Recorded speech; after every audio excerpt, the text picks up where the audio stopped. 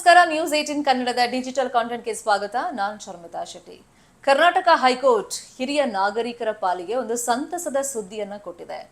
2007ರಲ್ಲಿ ಪೋಷಕರು ಹಾಗೇನೆ ಹಿರಿಯ ನಾಗರಿಕರ ನಿರ್ವಹಣೆ ಹಾಗೇನೆ ಕಲ್ಯಾಣ ಕಾಯ್ದೆ ಅನುಸಾರ ಕಲಂ 9ರ ಪ್ರಕಾರ ಪೋಷಕರ ಪಾಲನೆಗೆ ಭತ್ಯೆ ಅಂತ ಹೇಳಿ ತಿಂಗಳಿಗೆ 10,000 ರೂಪಾಯಿ ಕೊಡಬೇಕು ಅಂತ ಹೇಳಿ ಒಂದು ಮಾರ್ಪಾಡನ್ನ ಮಾಡಲಾಗಿತ್ತು. ಒಂದು ನಿಯಮ ತರ ಜಾರಿಗೆ ತರಲಾಗಿತ್ತು. 18 ವರ್ಷ ಆಗಿದೆ.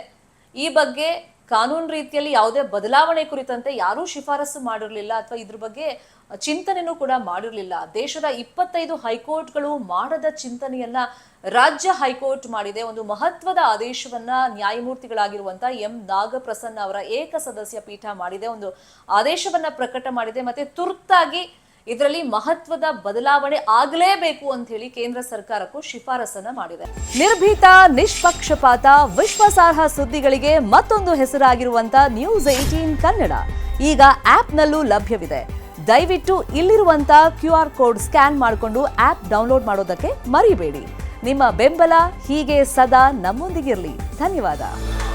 ಹಾಗಾದ್ರೆ 2007ರಲ್ಲಿ ಕಾನೂನು ಏನ್ ಹೇಳುತ್ತೆ, 18 ವರ್ಷ ಆದ್ಮೇಲೆ ಏನೆಲ್ಲ ಬದಲಾವಣೆ ಆಗಿದೆ ಅನ್ನೋ ಕುರಿತಂತೆ ಈ ವಿಡಿಯೋ ಮುಖೇನ ನಾನು ನಿಮ್ಗೆ ಡೀಟೇಲ್ ಆಗಿ ಇನ್ಫಾರ್ಮೇಶನ್ ಅನ್ನ ಕೊಡ್ತಾ ಹೋಗ್ತೀನಿ. 2007ರಲ್ಲಿ ಕಲಂ 9ರ ಪ್ರಕಾರ ಪೋಷಕರ ಜೀವನ ನಿರ್ವಹಣೆಗೆ, ಅವ್ರ ಪಾಲನೆಗೆ ಅವ್ರ ಮಕ್ಕಳು ತಿಂಗಳಿಗೆ 10,000 ರೂಪಾಯಿ ಕೊಡಬೇಕು. ಅವ್ರ ದಿನನಿತ್ಯದ ಬದುಕು ಇರ್ಬೋದು, ಜೊತೆಗೆ ಅಗತ್ಯವಾದಂತ ಮೆಡಿಸಿನ್ಗಳಿಗೆ 10,000 ಕೊಡಬೇಕು ಅಂತ ಹೇಳಿತ್ತು.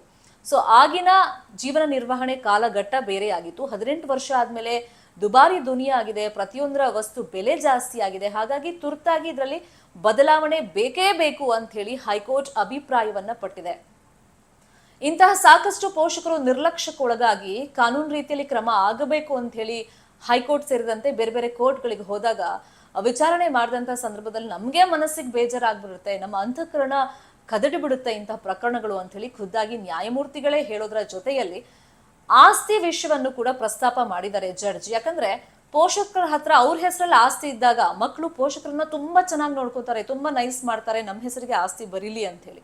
ಯಾವಾಗ ಒಂದ್ಸಲ ಆಸ್ತಿ ವರ್ಗಾವಣೆ ಆಗ್ಬಿಡುತ್ತೆ ಪೋಷಕರ ಹೆಸರಿಂದ ಮಕ್ಕಳ ಹೆಸರಿಗೆ, ಅದಾದ್ಮೇಲೆ ಪೋಷಕರ ವಿಷಯವಾಗಿ ತುಂಬಾ ನಿರ್ಲಕ್ಷ್ಯ ಮಾಡ್ತಾರೆ. ಅವರಿಗೆ ಹಣ ಕೊಡದೆ ಇರೋದಿರ್ಬೋದು, ಅಥವಾ ಮೆಡಿಸಿನ್ ಸರಿಯಾಗಿ ತಂದು ಕೊಡದೆ ಇರ್ಬೋದು. ಒಂದ್ಸತಿ ಇವರು ಮನೆ ಬಿಟ್ಟು ಹೋದ್ರೆ ಸಾಕು, ಅಥವಾ ಈ ಪ್ರಪಂಚವನ್ನೇ ಬಿಟ್ಟು ಹೋದ್ರೆ ಸಾಕು, ಇಂತಹ ಆಲೋಚನೆಯಲ್ಲಿ ಕೆಲವರು ಮಕ್ಕಳು ಇರ್ತಾರೆ ಪ್ರಾಕ್ಟಿಕಲ್ ಆಗಿ ನೋಡಿದಾಗ ನಮ್ಮ ಪ್ರಪಂಚದಲ್ಲಿ. ಸೊ ಈ ಬಗ್ಗೆನೂ ಹೈಕೋರ್ಟ್ ಕಳವಳವನ್ನ ವ್ಯಕ್ತಪಡಿಸ್ತಾ ಒಂದಿಷ್ಟು ಪ್ರಾಕ್ಟಿಕಲ್ ಆಗಿ ಎಕ್ಸಾಂಪಲ್ ಅನ್ನ ಕೊಟ್ಟಿದೆ. ಅಂದ್ರೆ 2007ರಲ್ಲಿ ಅಂದ್ರೆ ಹಣಕಾಸು ಸಚಿವಾಲಯ ಕಾಲಕ್ಕೆ ಒಂದು ಹಣದುಬ್ಬರ ಸೂಚ್ಯಂಕ ಅಂದ್ರೆ ಕಾಸ್ಟ್ ಇನ್ಫ್ಲೇಷನ್ ಇಂಡೆಕ್ಸ್ ಅಂತ ಏನ್ ಪ್ರಕಟ ಮಾಡುತ್ತೆ, ಅದ್ರ ಪ್ರಕಾರ 2007ರಲ್ಲಿ ಫಾರ್ ಎಕ್ಸಾಂಪಲ್ ಒಂದು ವಸ್ತುವಿನ ಬೆಲೆ 100 ರೂಪಾಯಿ ಇತ್ತು ಅಂತಂದ್ರೆ 2025ರ ವೇಳೆಯಲ್ಲಿ ಅದೇ ವಸ್ತುವಿನ ಬೆಲೆ 1000 ರೂಪಾಯಿ ಆಗ್ಬಿಟ್ಟಿದೆ. ಅಷ್ಟೊಂದು ದುಬಾರಿ ಆಗಿದೆ ಆಧುನಿಕ ಕಾಲದಲ್ಲಿ. ಬಟ್ ಇವರ ಪೋಷಕರ ಪಾಲನೆ ಭತ್ಯೆ ಏನಿದೆ ಅದು ಮಾತ್ರ 10,000 ರೂಪಾಯಿ ಹಂಗೆ ಇದೆ. ಇನ್ಫ್ಯಾಕ್ಟ್ ಅದೊಂದು ಮೆಡಿಸಿನ್ಗೂ ಕೂಡ ತಿಂಗಳಿಗೆ ಖರ್ಚಿಗೆ ಅವ್ರಿಗೆ ಸಾಕಾಗೋದಿಲ್ಲ. ಹಾಗಾಗಿ ಅವ್ರ ಜೀವನ ನಿರ್ವಹಣೆ ಜೊತೆಯಲ್ಲಿ ಅವ್ರ ಮೆಡಿಸಿನ್ ಖರ್ಚಿಗೆ 10,000 ರೂಪಾಯಿಗಿಂತ ಜಾಸ್ತಿ ಕೊಡಬೇಕು. ಈ ಬಗ್ಗೆ ತುರ್ತಾಗಿ ಕೆಲವೊಂದು ಮಾರ್ಪಾಡು ಆಗಬೇಕು ಅಂತ ಹೇಳಿ ಈಗ ಹೈಕೋರ್ಟ್ ತನ್ನ ಅಭಿಪ್ರಾಯವನ್ನ ವ್ಯಕ್ತಪಡಿಸಿದೆ. ಸೊ ಇಳಿ ವಯಸ್ಸಲ್ಲಿ, ಇಳಿ ಸಂಜೆಯಲ್ಲಿರುವಂತ ಪೋಷಕರಿಗೆ ಅಥವಾ ವಯಸ್ಸಾದಂಥವರಿಗೆ, ಹಿರಿಯ ನಾಗರಿಕರಿಗೆ, ಹಿರಿಯ ಜೀವಗಳಿಗೆ ತುರ್ತಾಗಿ ಬೇಕಾಗಿರೋದು ಪಾಲನಾ ಭತ್ಯೆಯ ಏರಿಕೆ. ಈ ನಿಟ್ಟಿನಲ್ಲಿ ಈಗ ಕೇಂದ್ರ ಸರ್ಕಾರ ಮಹತ್ವದ ಬದಲಾವಣೆಗೆ ಕೈ ಹಾಕುತ್ತಾ, ಬದಲಾವಣೆ ಹೆಂಗಿರುತ್ತೆ, ತಿಂಗಳಿಗೆ 10,000 ರೂಪಾಯಿ ಇರೋದು ಇವಾಗ ಎಷ್ಟು ಜಾಸ್ತಿ ಮಾಡಲಾಗುತ್ತೆ. ಸೊ ಈ ಬಗ್ಗೆ ಕಾನೂನು ಪ್ರಕಾರ ಏನೆಲ್ಲ ಪ್ರಕ್ರಿಯೆಗಳು ನಡೆಯುತ್ತೆ ಅನ್ನೋ ಕುರಿತಂತೆ ನಾನು ನಿಮಗೆ ಅಪ್ಡೇಟ್ ಮುಂದಿನ ದಿನಗಳಲ್ಲಿ ಮಾಡ್ತಾ ಹೋಗ್ತೀನಿ. ನ್ಯೂಸ್ 18 ಕನ್ನಡ ನಾವೆಲ್ಲ ಡಿಜಿಟಲ್ ಮೀಡಿಯಾ ಪ್ಲಾಟ್ಫಾರ್ಮ್ನಲ್ಲೂ ಲಭ್ಯವಿದ್ದೀವಿ. ನಮ್ಮನ್ನ ಫಾಲೋ ಮಾಡಿ, ಸಬ್ಸ್ಕ್ರೈಬ್ ಮಾಡಿ. Thank you so much. ನಿರ್ಭೀತ, ನಿಷ್ಪಕ್ಷಪಾತ, ವಿಶ್ವಾಸಾರ್ಹ ಸುದ್ದಿಗಳಿಗೆ ಮತ್ತೊಂದು ಹೆಸರಾಗಿರುವಂತ ನ್ಯೂಸ್ 18 ಕನ್ನಡ ಈಗ ಆಪ್ನಲ್ಲೂ ಲಭ್ಯವಿದೆ. ದಯವಿಟ್ಟು ಇಲ್ಲಿರುವಂತ QR ಕೋಡ್ ಸ್ಕ್ಯಾನ್ ಮಾಡಿಕೊಂಡು ಆಪ್ ಡೌನ್ಲೋಡ್ ಮಾಡೋದಕ್ಕೆ ಮರಿಬೇಡಿ. ನಿಮ್ಮ ಬೆಂಬಲ ಹೀಗೆ ಸದಾ ನಮ್ಮೊಂದಿಗಿರಲಿ. ಧನ್ಯವಾದ.